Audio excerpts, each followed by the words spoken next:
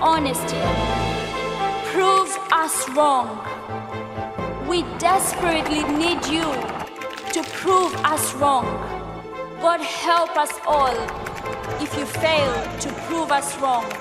God help us.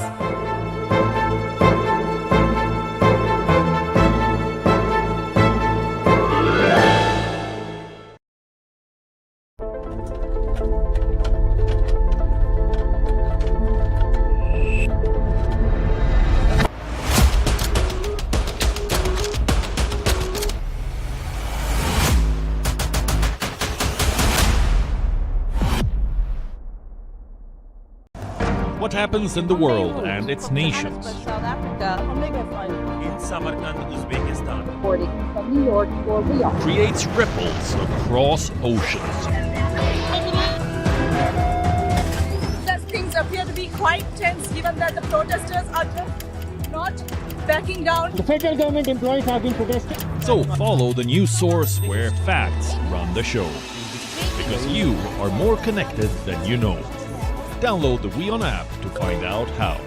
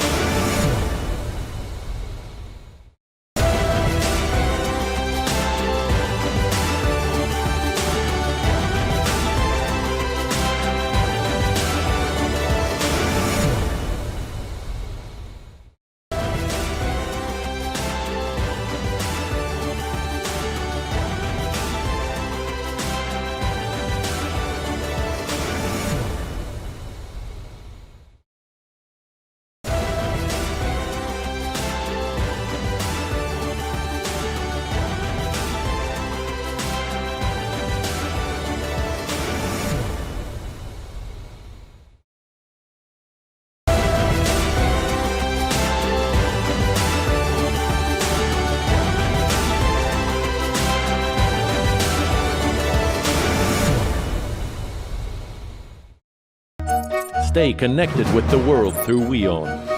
Like the page on Facebook. Follow us on Twitter for new alerts. Instagram for videos and images. And the website for the latest news, views and analysis. WIOnews.com. World is one.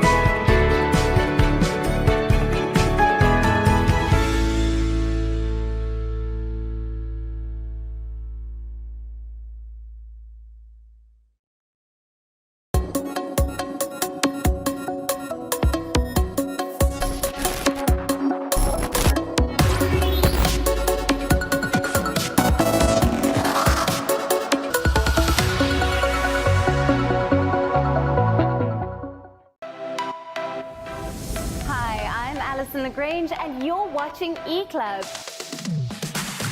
Here are the nominees for Achievement in Music. People are totally wrong who keep telling me that.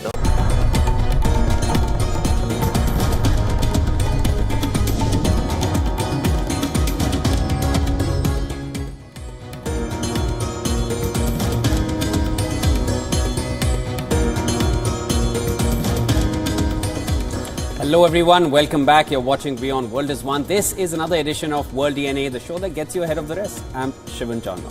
And I'm Hem Kaur Suraya. On the show today, we'll be focusing on a crucial swap between the United States and Venezuela, which saw the release of the trusted aide of Nicolas Maduro and also notably the exchange of Leonard Francis, more commonly known as Fat Leonard. We'll be bringing you all the updates on this story on the show today. Well, we track that closely. We also take a look at what is happening in the West Asian front. Of course, the Israel-Hamas war. Are we possibly looking at another ceasefire? Because Hamas chief is in Cairo. The last time he visited Cairo, we saw the first temporary truce in the war. He is visiting again. Will this lead to another truce? We are tracking the story very closely. Let's get you started with the headlines first. This is World Evening.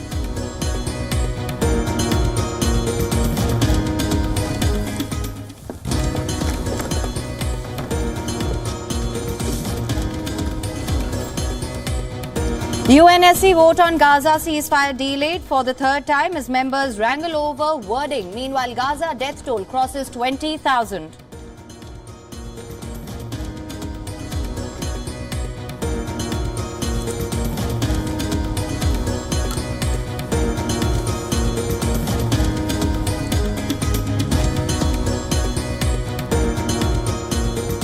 Amid its relentless Gaza offensive, Israeli media reports Hamas leader narrowly evaded capture by IDF twice in recent days.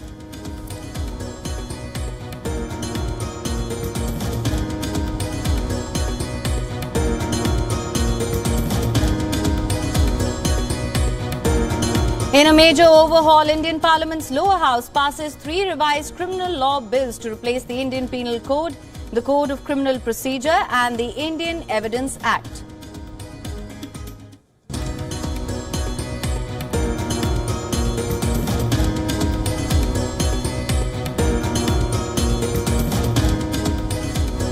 U.S. secures extradition of fugitive defense contractor Leonard Glenn Francis, involved in the largest corruption scandal in its military history as part of major prisoner swap with Venezuela.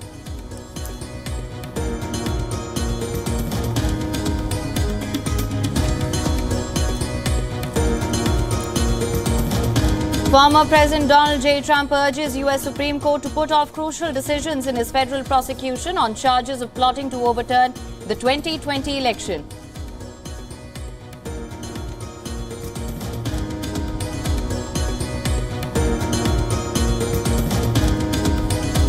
China's Xi Jinping says maintaining close ties with Russia is quote-unquote strategic choice, calls for deeper bilateral cooperation during meeting with Russia's Prime Minister Mikhail Mishustin in Beijing.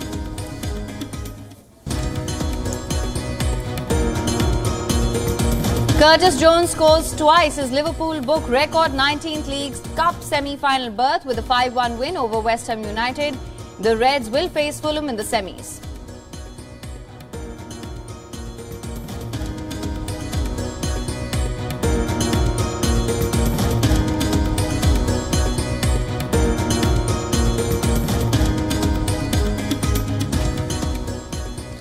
Now let's start with what's happening in the ongoing war between Israel and Hamas. Ismail Haniyeh, the leader of the Palestinian militant group Hamas, is in Cairo. Well, this is a visit which will be closely watched. To discuss the possibility of brokering another ceasefire, he is in Cairo and could be renewing hostage negotiations as well. Haniyeh, who otherwise resides in Qatar, last travelled to Egypt in early November before the announcement of the only ceasefire in the Israel-Hamas war that we've seen so far. According to reports, Israel has presented a plan to the mediators which could secure the release of some 30 to 40 more hostages. Israel's plan prioritizes remaining elderly women and men in need of urgent medical care in exchange for Palestinians held in Israeli prisons who have been convicted of more serious offences than the women and teenagers who were released in the previous truce. Haniyeh, who is in Egypt with a high-level Hamas delegation, will be meeting with the Egyptian intelligence chief. He will discuss the delivery of humanitarian aid, withdrawal of the Israeli army from the Gaza Strip and the return of displaced people to their towns and villages in the north of Gaza. The truce would be open to extension only if there is an agreement on new conditions for further release. While on one hand, Hamas has rejected any further temporary pause and has said that it will discuss only a permanent ceasefire.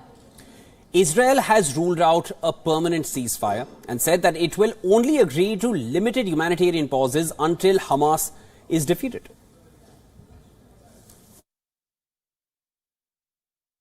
אנחנו ממשיכים במלחמה עד הסוף. היא תימשך עד לחיסול החמאס, עד לניצחון. מי שחושב שנעצור, פשוט לא מחובר למציאות. לא נפסיק את הלחימה עד להשגת כל המטרות שהצבנו. חיסול החמאס, שחרור חטופינו והסרת האיום מעזה. אנחנו תוקפים את החמאס באש תופת, בכל מקום, כולל היום. אנחנו גם תוקפים את עוזריהם. Meanwhile, Haniyeh met with Iran's foreign minister before travelling to Cairo for talks.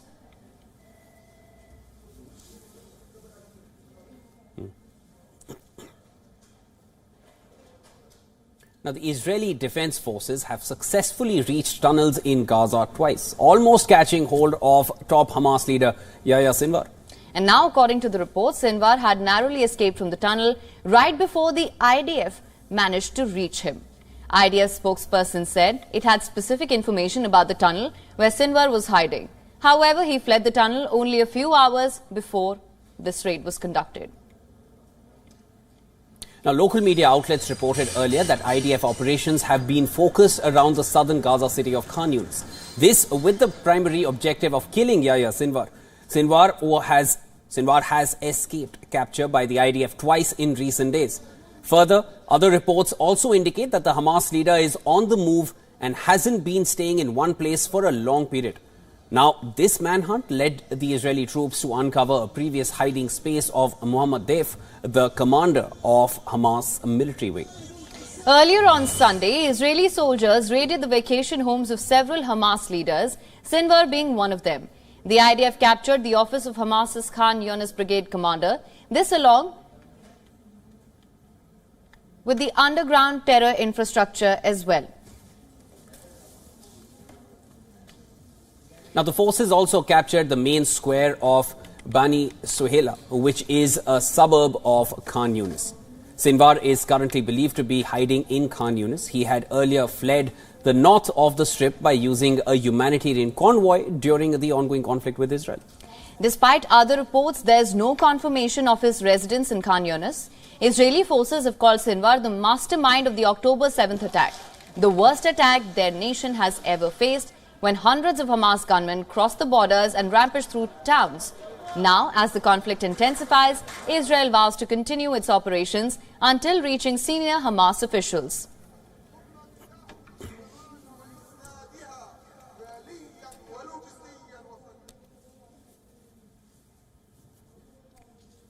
Now, on to another interesting development. India has sent warships to the Red Sea to tackle the Houthi threat to the commercial boats in the region. Well, INS Kochi and INS Kolkata are now patrolling in the Gulf of Aden.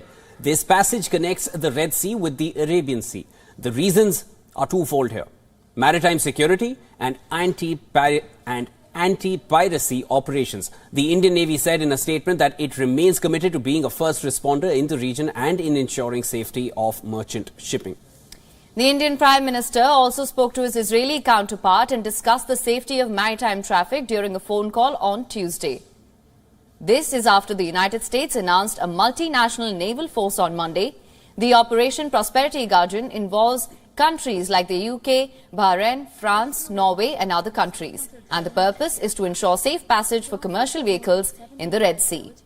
Although the Pentagon is yet to specify the details of the operation, due to the double menace of Houthis carrying out missile and drone attacks and Somalian pirates hijacking vessels for ransom money, the Red Sea route has come under major threat. It is a critical conduit for global oil imports, with approximately 10% of it passing through annually. Now, this means that the threat could have adverse consequences on the global trade. In response, the leader of Yemen's Houthis have warned, saying that the group would strike U.S. warships if the Iranian-backed group is targeted by Washington. Abdel Malik al-Houthi says he will not stand idly by if Americans are tempted to escalate further and commit foolishness. Now, here's some more context for you. Ever since the Israel-Hamas war began, Iran-backed groups have been engaged in skirmishes with Israeli forces. One such group is the Houthis, who are based in the south of Yemen. Missile and drone attacks by the militant group have intensified in the recent weeks, and its aim is to pressurize international community to stop Israel's offensive on Gaza. Now, this map here shows the total number of attacks carried out between November and December. This has become the most significant challenge in the globe's busiest shipping routes. 12 shipping companies have either suspended their trade route through the Red Sea or have changed it completely. Some ships are now taking a longer route through the Cape of Good Hope.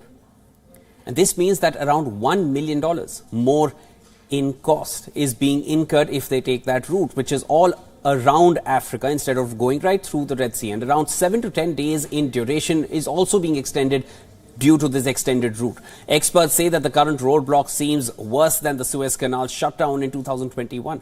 But who are the Houthis? Now, that is one question which we are going to answer next. For the better part of last decade, Houthis have been fighting the government of Yemen, including the closest followers of Hussein al-Houthi. And the movement is a religious revival movement of Zaydism.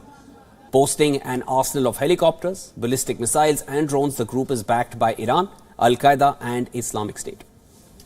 Houthis are also part of the Axis of Resistance. It is an Iran-led anti-Israel and anti-Western alliance backed by the Islamic Republic.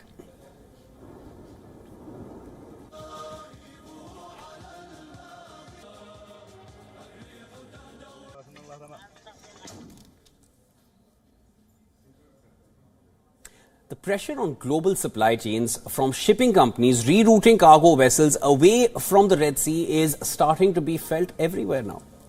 I guess, Shivan, this was expected. And in the latest, IKEA said on Wednesday that it faces delays in supply shortages of some items.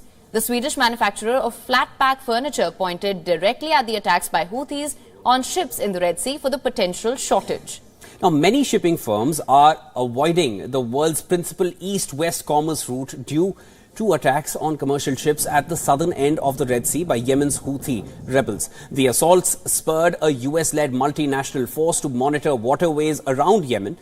India as well has sent warships near Houthi territory after the US formed a Red Sea force.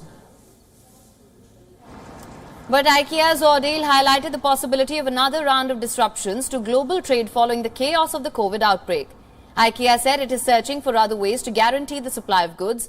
Many of the firm's goods typically go via the Suez Canal while travelling from Asian manufacturing to markets in Europe and beyond.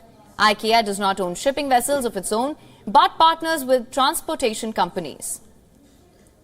Oscar Lundgren, IKEA's spokesperson, said, and I'm quoting here, "What we can share for now is that the situation in the Suez Canal will result in delays and may cause availability constraints for certain IKEA products." Now, the Iranian-backed Houthi attacks have made reaching the Suez Canal dangerous. About 12% of world shipping traffic transits the canal. Many shipping firms are now looking at a longer and more expensive alternative route around Africa. And that route to Europe through the Cape of Good Hope could increase voyage days by 145% or an extra 22 days on a round-trip basis. Now, market participants for crude and oil products said that the length of the interruptions will decide how much of an impact will this have on prices.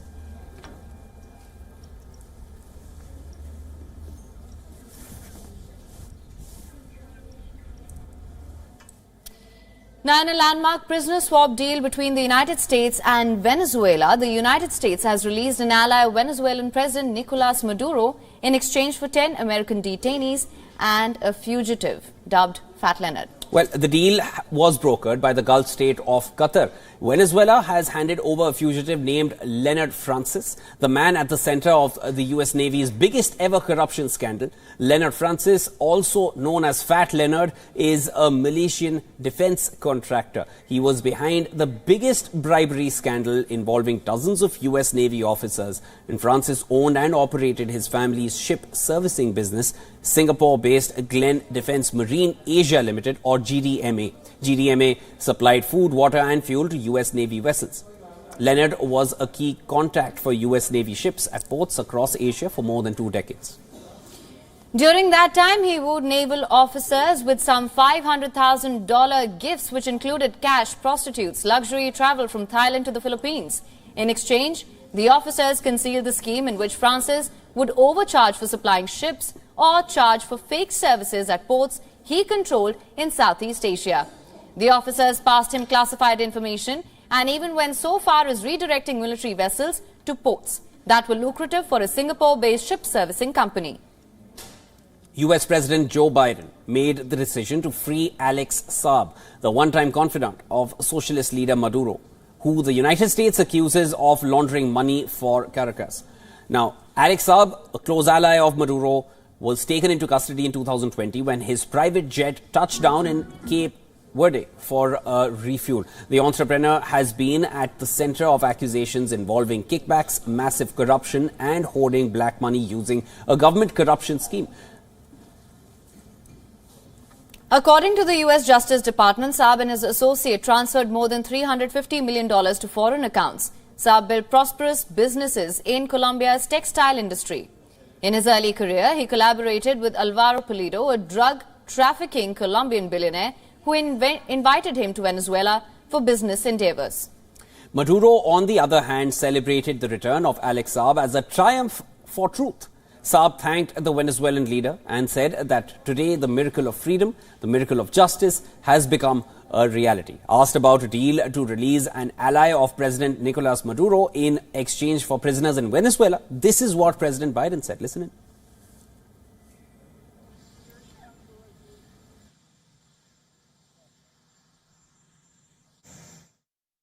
It's okay because they're freeing American people who were held illegally, and we made a deal with Venezuela at the whole free election. So far, they've maintained their requirements, and that's it.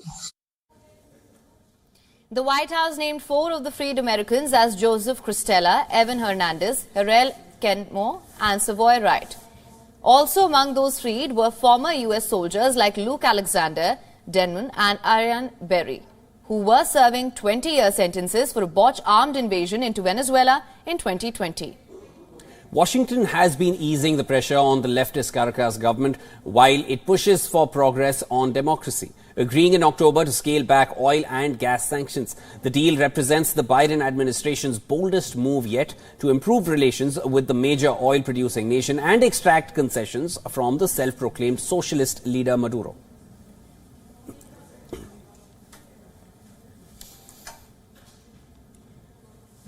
Now for more on this, our correspondent Susan Tehrani has sent us this detailed report. Listen in.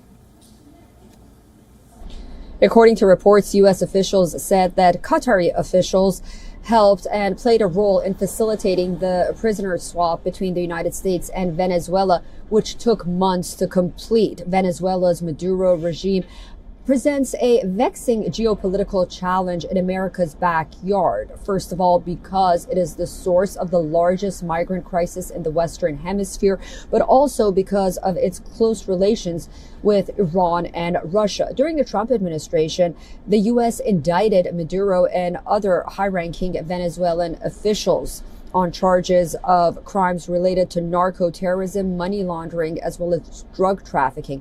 In October, Venezuela agreed to open its 2024 presidential elections to opposition candidates, a step the U.S. welcomed. The first step in that deal was to be completed by November 30th. To encourage further progress, the United States lifted some sanctions against Venezuela, however, warned that if November 30th comes and goes and Venezuela doesn't stand up to its side of the deal, then those sanctions would be reimposed on the country. Well, that did happen. The deadline came and went. Venezuela did not adhere to its promises, but the United States so far has not reimposed those sanctions. Susan Tehrani reporting from New York for WION World is One.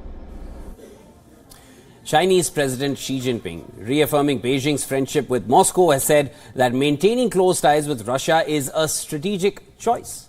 Now, according to officials, President Xi has called for deeper bilateral cooperation during a meeting with Russia's Prime Minister Mikhail Mishustin.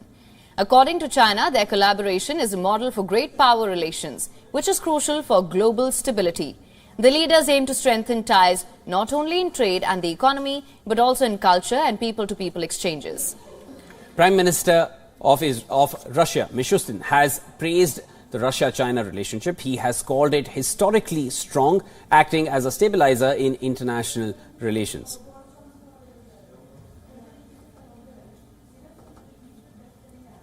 The two-day visit of the Russian Prime Minister was part of the 28th regular meeting of Russia and China's head of the state. During the meet, President Xi also highlighted successful exchanges and steady cooperation between the two nations. According to officials, more than $200 billion trade target has been achieved between Russia and China.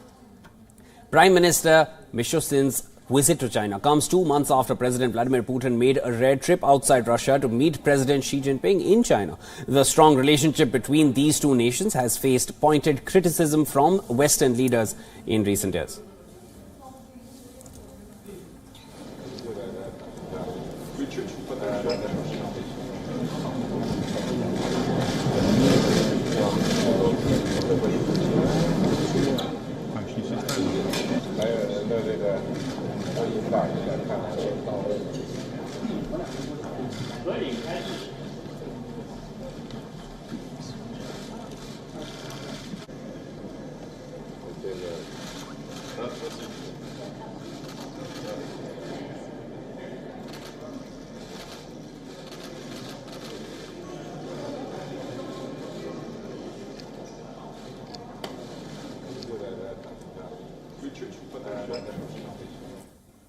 And with that, it's time now for a short break. Don't go anywhere. This is World DNA. We'll be back right after this short break. When we come back, we are going to be bringing you more updates from around the globe. The lower house of the Indian Parliament, the Lok Sabha, has passed 3 revised criminal law bills. The 3 bills seek to replace the colonial era legislations. We'll tell you what these bills stand for.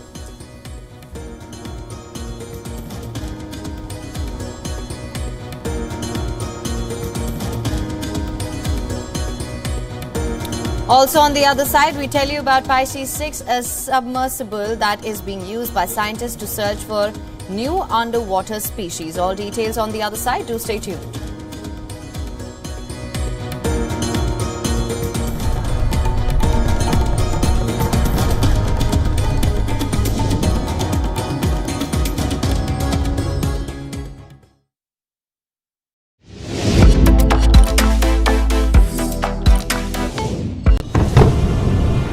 Israel woke up to a barrage of thousands of rockets fired from the Gaza Strip.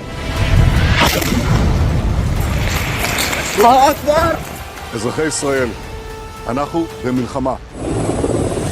Hostilities have broken out between Israel and Palestine, and the tensions that had been gathering steam over the course of the last several weeks and months. The siren has gone off. I don't know if you can hear it in the background what's going on. I'm going into the shelter now. So it's a very, very serious situation here across Israel. It's a state of emergency. The United States stands with Israel. Well, we are starting this broadcast with a developing story from West Asia, where Israeli Defense Minister Yoav Gallant says Hamas has launched a war against the state of Israel.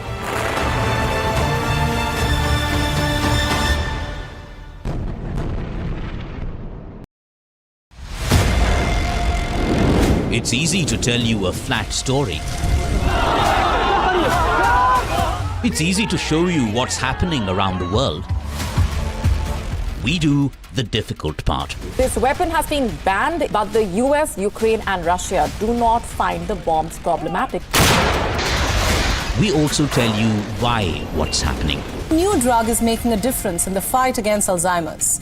This medicine helps slow down a patient's cognitive decline. We look beyond the text. We give you context. Is China preparing for a war in the Himalayas? And tonight, we come to you with some proof. Hypocrisy is stunning. Do leaders mean what they say? Do they ever say what they mean? To find out how real news affects you, your decisions. Just when Iran took one step in the right direction, its moral police is planning to drag it further back. And once again, the victim will be women. Watch Gravitas. Welcome and thanks for tuning in. We don't impose our views. Did India threaten to ban Twitter? Either that or Jack Dorsey is lying to you. That is Gravitas. We let life breathe through our show. Gravitas, the informed show for an intelligent audience. Hello, welcome to This World. Vladimir Amelyan joins us from Kiev, and he is currently on the front line fighting Russian troops.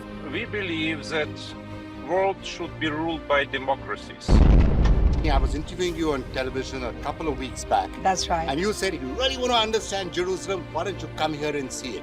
And you came. Here I am. Mass shooting after mass shooting after mass shooting. Why this cannot be fixed? There are 425 million guns in the United States, which is more than the population.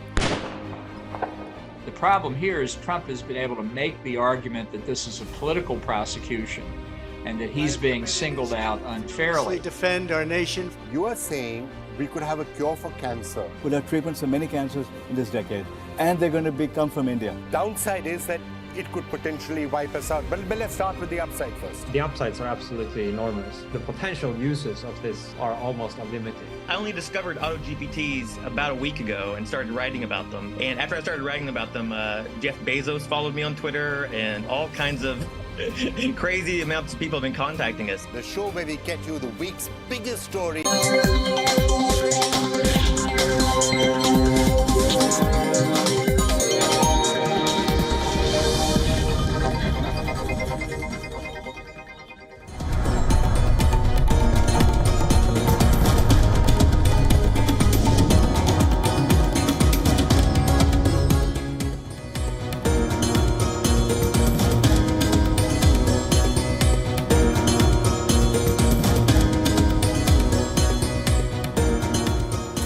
Welcome back to World DNA. Thank you so much for staying with us. So far on the show, we've gotten you all the details of the crucial swap between the United States and Venezuela, in which the United States has now released a close aid to Nicolas Maduro in exchange for also a notable fugitive, Fat Leonard.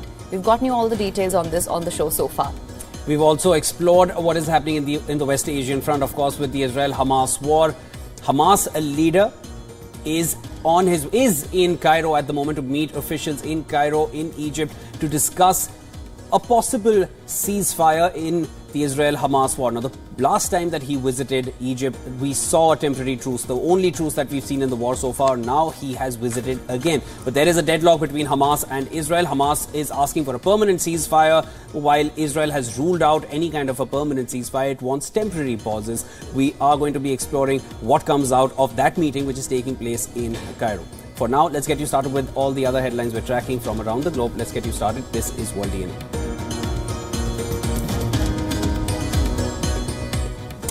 In a major overhaul, Indian Parliament's lower house passes 3 revised criminal law bills to replace the Indian Penal Code, the Code of Criminal Procedure and the Indian Evidence Act.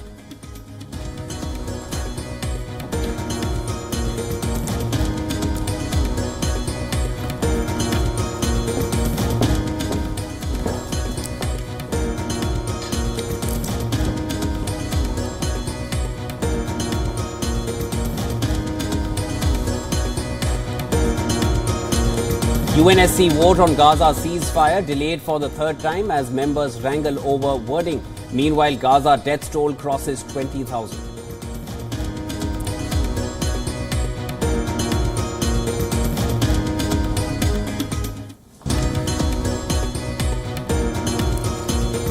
Amid its relentless Gaza offensive, Israeli media reports Hamas's leader Yahya Sinwar narrowly evaded capture by IDF twice in recent days.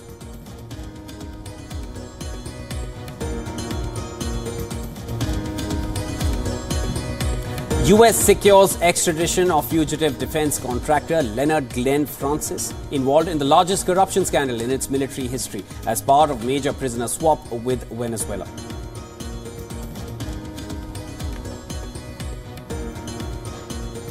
Former President Donald Trump urges U.S. Supreme Court to put off crucial decision in his federal prosecution on charges of plotting to overturn the 2020 election.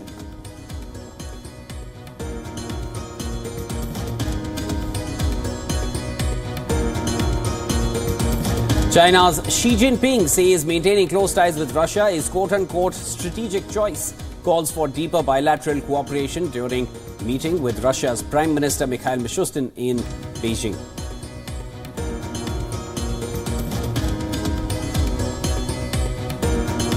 Killing the 5-point lead in the French league. Shaping up for that. The lower house of the Indian Parliament, the Lok Sabha, has passed 3 revised criminal law bills. Him gets you all the details. Over to you, Him. Right, Shivan, thank you so much. Now, in a bid to replace the colonial era legislation, the lower house of the Parliament, the Lok Sabha, it has passed these crucial revised criminal law bills. Now, the new bills are the Bharatiya Nyay Second Sanhita, Bharatiya Nagrik Suraksha Second, and the Bharatiya Sakshya Second Sanhita. These 3 bills seek to replace the Indian Penal Code, the Code of Criminal Procedure, and the Indian Evidence Act, respectively. In the Bharatiya Nyay Second Sanhita, which seeks to replace the Indian Penal Code of 1860, Terror Act is defined as an attack against India's integrity and sovereignty or spreads terror among any group. Mob lynching invites a maximum punishment of death penalty under crimes against women and children. The maximum punishment for rape of a minor girl is life imprisonment and death penalty, while the proposed punishment, gang rape, is 20 years of life imprisonment under the Bharatiya Nyay Second Sanhita. Offence of sedition is omitted, while citizens are allowed to speak against the government. But any acts against the nation would invite punishment as well. Now, meanwhile, as part of the Bharatiya Nagrik Suraksha Bill, which seeks to replace the Code of Criminal Procedure of 1973, that provides the procedure for arrest, prosecution and bail. The bill mandates forensic investigation for offences punishable with 7 years of imprisonment or more. Forensic experts will visit crime scenes to collect forensic evidence and record the process. All trials, inquiries, the proceedings may be held in electronic mode. The bill also mandates timelines for the procedures here. For instance, it requires medical practitioners who examine rape victims to submit their reports to the investigating officer within 7 days. Other specified timelines include giving judgment within 30 days of completion of arguments and informing the victim of progress of investigation within 90 days. And finally, under the Bharatiya Sakshya Sanhita Bill, which seeks to replace the Indian Evidence Act of 1872, technological evidence has been prioritized. For instance, searches by the police in criminal cases will now have to be videographed so that there are less chances of framing an innocent person, and production of electronic communication on devices that are likely to contain digital evidence will also be allowed for investigation, inquiry or trial. So these are the key elements of these bills. Over to you, Shivan. Thanks, Aim. Of course, those bills are something that each one wants to know, at least the new punishments that are coming in India. Now, we move further from here. Canada's Prime Minister Justin Trudeau addressed ties with India in a recent interview. The leader emphasized the need for Ottawa to work on forthcoming trade deals with New Delhi. He also said that India's tone with the country has changed ever since the U.S. warned the former regarding its role in an alleged murder plot targeting Khalistani terrorist Gurpatwant Singh Pannu. Listen into this.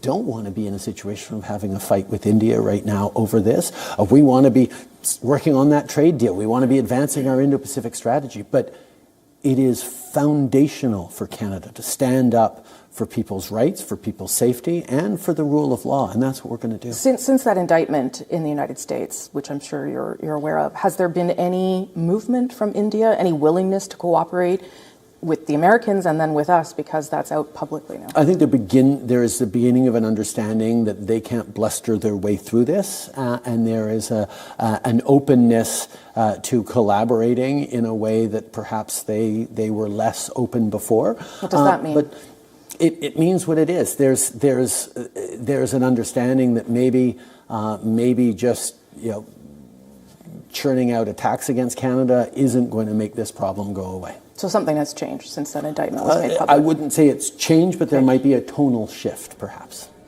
Important to note that Trudeau's reaction signals a shift in rhetoric months after bilateral relations with India witnessed a new low, when the leader claimed that Indian agents were involved in the killing of another Khalistani terrorist, Hardeep Singh Nijjar. While India has refuted these allegations, the incident fueled a diplomatic row between the two nations. But with Washington making similar revelations, on another attempted murder of a Khalistani terrorist on American soil, Trudeau feels there is a shift in India's tone. However, India's Prime Minister Narendra Modi had earlier responded to US claims that an Indian diplomat ordered the Khalistani terrorist Gurpatwant Pannu's murder. Now, in an interview to the Financial Times, the Indian Prime Minister said that New Delhi will look into any evidence that is presented to it. He added that the incident will not derail India-US relations, which he insisted are growing stronger. Earlier, New Delhi had set up a high-level committee to investigate the allegations levied by the United States, and it said it will take necessary follow-up action as well. Responding to this in the interview, Prime Minister Modi said, and I quote here, there is strong bipartisan support for strengthening the US-India relationship, which is a clear indicator of a mature and stable partnership. Now, he further added that security and counter-terrorism cooperation has been a key component of our partnership. Responding to these reports, Prime Minister Modi said India is deeply concerned about the activities of certain extremist groups based overseas. These elements, under the guise of freedom of expression, have engaged in intimidation and incited violence. India designated Gurpatwant Singh Pannu a terrorist in 2020. Pannu has a dual US-Canada citizenship and also the General Counsel for the separatist group Sikhs for Justice, SFJ, which was also banned in India since 2019.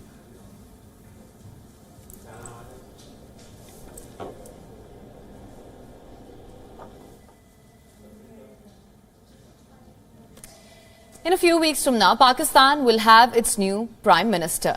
Even as the cash-strapped country continues to deal with its long compounding miseries, a debate has broken out over who is behind Pakistan's woes.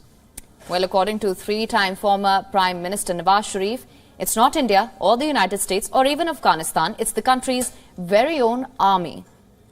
Now, Sharif has blamed the military establishment for Pakistan's economic downfall, saying they shot themselves in their own foot. The PMLN Supremo has also castigated the country's judges for legitimizing military dictators. Listen to this.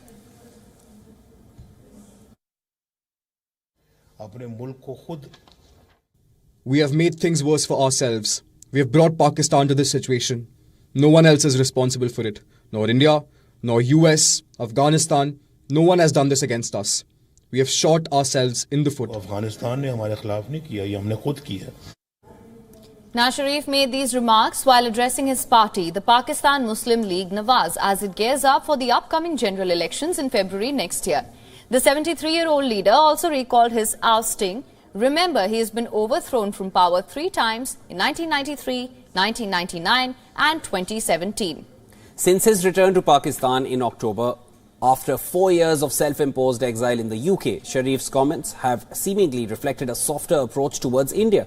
It comes amidst the election frenzy in the South Asian country, which has been traditionally laced with an anti-India rhetoric. Earlier this year, PTI leader and former Prime Minister Imran Khan also seemed to have opted for a similar approach. He had said that India is surging ahead while Pakistan is stuck, reasoning that political engineering is weakening the country. Khan had also pointed towards India-US ties, warning that the growing power of the two countries is an alarm bell for Pakistan. Meanwhile, the Election Commission of Pakistan has begun receiving nomination papers for candidates intending to contest the February 8th polls. PMLN Supremo Nawaz Sharif has obtained his nomination papers. Sharif will contest from a constituency in the Khyber Pakhtunkhwa province. While currently jailed, Imran Khan is also expecting to contest from 3 constituencies as per his lawyers. Remember, the nomination papers can be filled till the 22nd of December.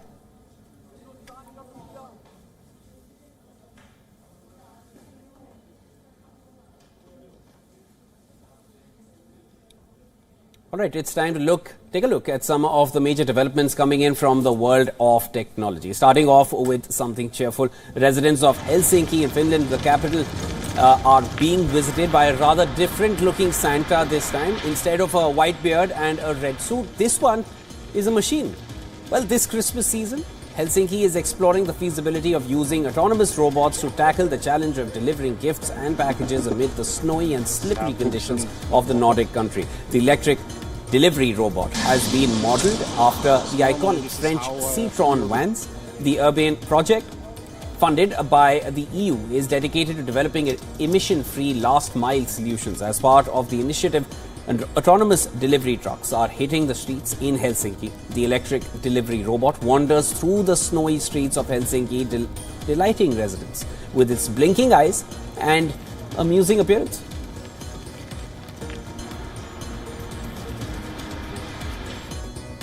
And this is Pisces 6, a submersible that is being used by scientists to search for new underwater species.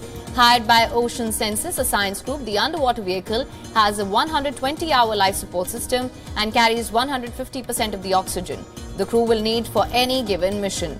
The underwater vehicle can go down as far as 2,180 meters, although for this particular mission, the maximum depth has been set to 300 meters. The submersible can accommodate a pilot and 2 passengers. Unique over a robotic submarine because we take the scientists with us, so they're right there. They can see it much better with their own eyes rather than through a camera, and that also gives them the opportunity to have perception. So a lot of times when you're looking through a camera, you could just kind of say like, okay, this is what I'm looking at, and you don't have this depth perception of where things physically are. So it really immerses the scientists. Every single scientist that's ever been on a submarine is usually very sold that this is the way to do this kind of research. Pisces is equipped with a host of technology to monitor the marine world. There are sensors on board to record ocean salinity and water temperature at different depths. It also has high quality cameras to record the places that it visits.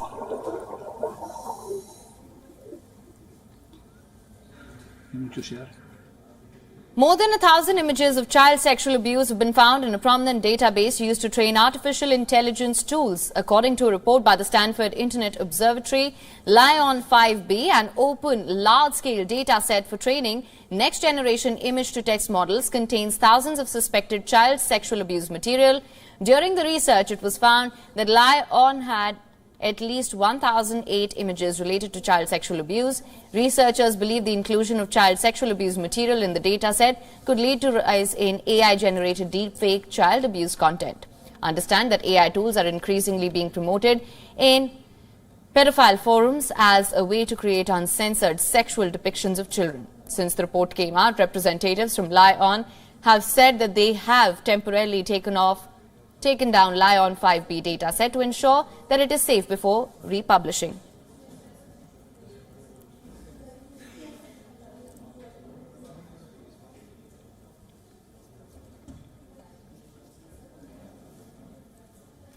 Over to sports now. A new era in Australian women's cricket begins on Thursday with Alyssa Healy taking charge of the Southern Stars as full-time captain. Well, just Australia begin a multi-format series against India with a one-off test at Mumbai's Wankhede Stadium. 33-year-old Healy was keeping track of the IPL auction on Tuesday and had plenty to cheer about with her husband Mitchell Starc becoming the most expensive buy ever after Kolkata Knight Riders bid just under $3 million to get the two-time World Cup winner to their lineup. Healy had long been tipped for a leadership role and had assumed the mantle on and off through the last 2 years whenever captain Meg Lanning was unavailable. Lanning's retirement last month has elevated Healy to the top job on a full-time basis with Talia Migra.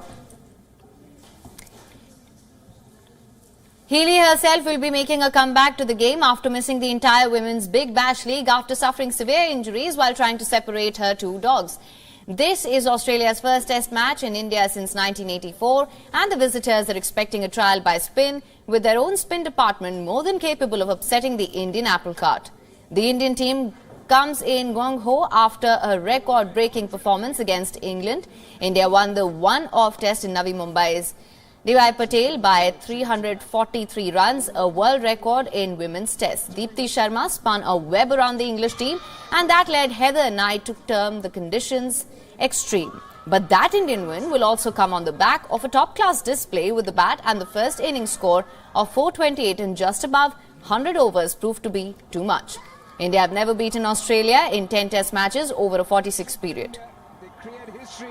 This is the first time Yeah, after the first test, everyone is looking quite confident. Everyone knows their roles very well, and after the first positive win, we just want to go and play the second test against Australia the same way. And everyone is excited, and everyone is looking forward to do their roles and give the 100% for the team. All right, let's take a look at what's making news in the world of sport. Of course, we're continuing with our sports updates. The Premier League has announced that the Bournemouth versus Luton Town match that was abandoned on Saturday after the on-field collapse of Luton captain Tom Lockyer will be replayed again in full. The match was abandoned in the 59th minute after Lockyer suffered a cardiac arrest. It will be rescheduled for later in the season following consultation with relevant parties. Lockyer is still in hospital undergoing tests and scans.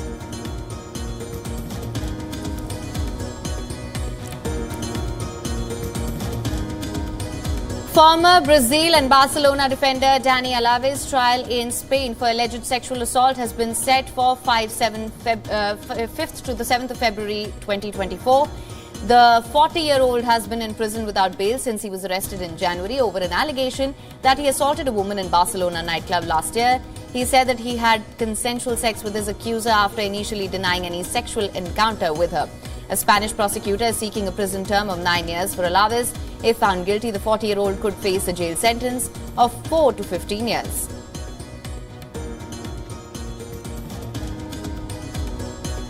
The Russian Football Association has voted against leaving UEFA to join the Asian Football Confederation, despite having been banned from the European body over the conflict in Ukraine. Now, as part of the ban introduced 4 days after President Vladimir Putin launched the invasion of Ukraine in February 2022, Russia was barred from taking part in Euro 2024 qualifiers. The decision to leave UEFA and join the AFC would have consequences, primarily financial ones, for Russian clubs, especially those previously involved in European competitions like the Champions League.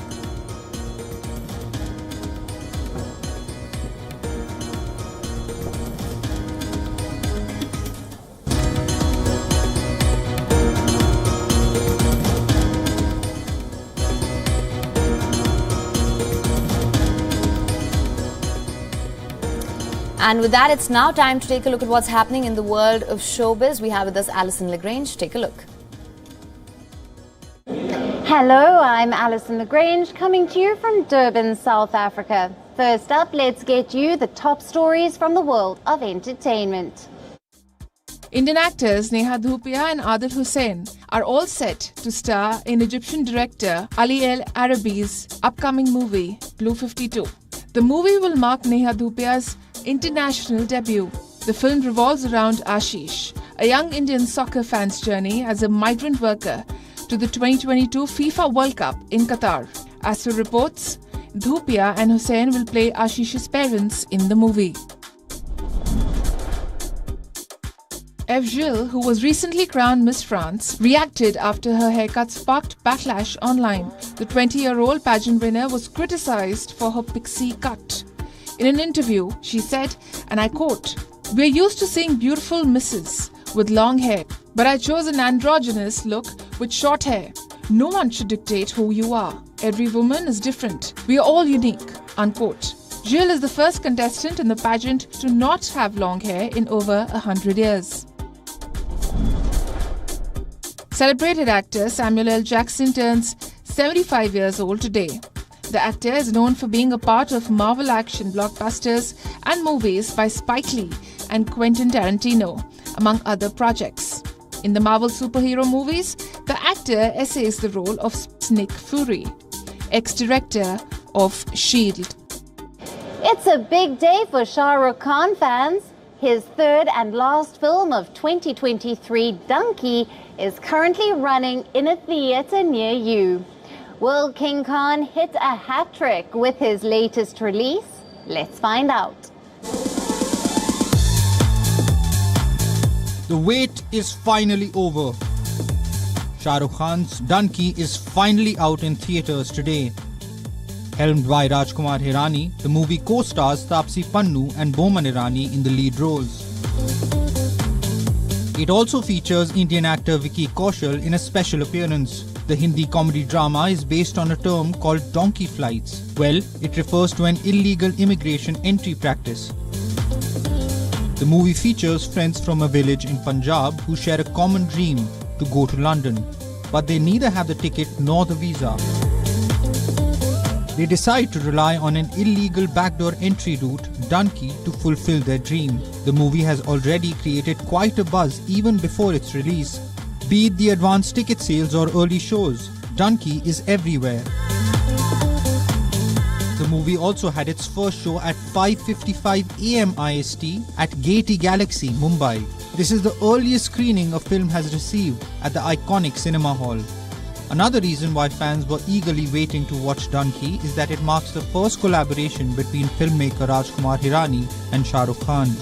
Notably, the actor and director's previous attempts of working together in Munna Bhai MBBS and Three Idiots failed to materialize. And lastly, the movie is also an attempt for SRK to hit a hat-trick at the box office. The actor, who returned to the big screen earlier this year after a 4-year hiatus, is planning to do the same box office magic that he did with his previous 2 releases, Pathaan and Jawan. Bureau Report, WION World is One. Well, I am excited to catch Donkey on the big screen. That's all from me for today. For now, it's back to our New Delhi studio. And with that, we call a wrap on this edition of World DNA. Thank you so much for tuning in. Keep watching WION World is One for all your global updates. We'll be back with you right after this break.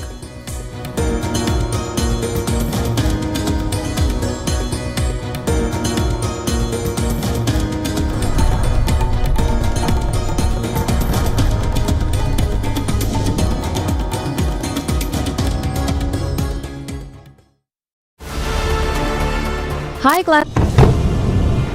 Israel woke up to a barrage of thousands of rockets fired from the Gaza Strip. אזרחי ישראל, אנחנו במלחמה. Hostilities have broken out between Israel and Palestine, and the tensions that had been gathering steam over the course of the last several weeks and months. The siren has gone off.